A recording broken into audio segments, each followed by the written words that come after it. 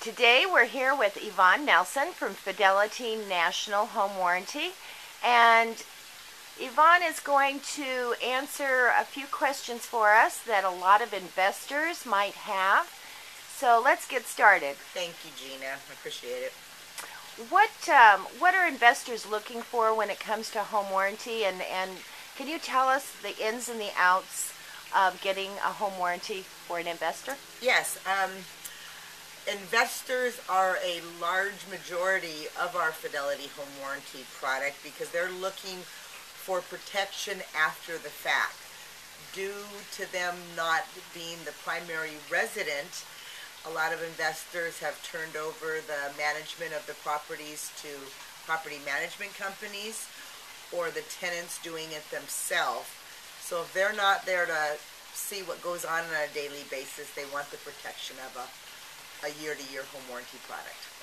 Very good, very good. A lot of investors are currently getting home warranties on their current real estate transactions, as well as providing them on their past real estate investment properties that no longer have the protection.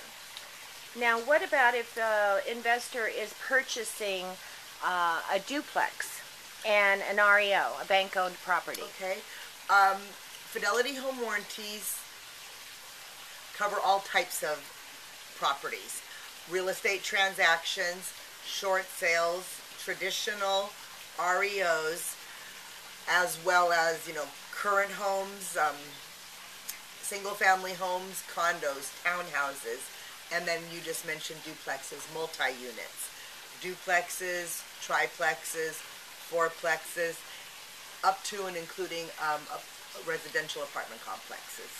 And if the duplex or the multi-unit property is in poor condition, how does the home warranty have any restrictions? The home warranty is designed in the state of California to cover items that break down due to normal wear and tear during the course of the contract. So the restriction that we imply in our home warranty product, it's paragraph number 10 under limits of liability, limits and liabilities.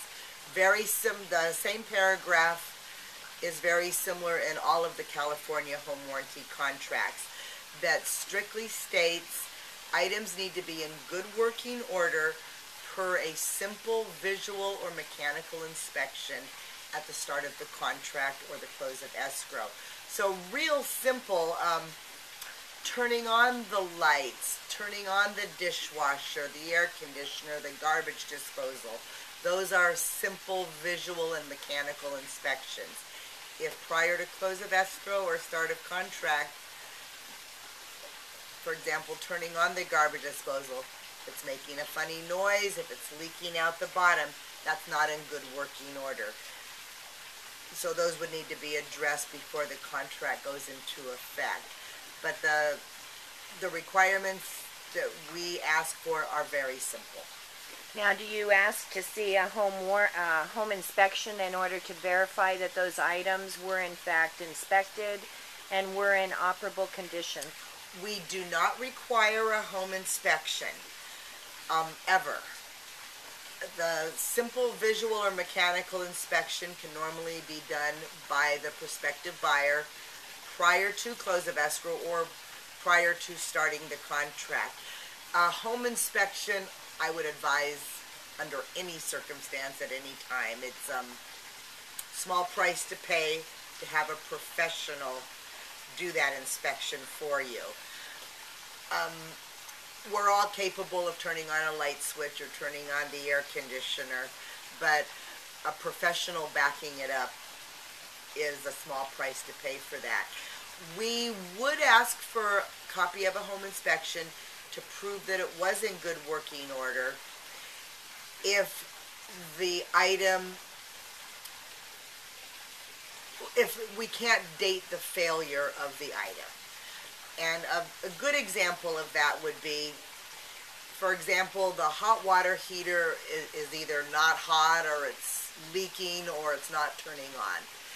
So those items could happen at any time, but a leaky water heater that we're called out to look for right after the contract starts, if it's rusted on the bottom, big water stain on the platform, those items didn't happen in just a few days. So we would have to weigh the severity of the date the failure.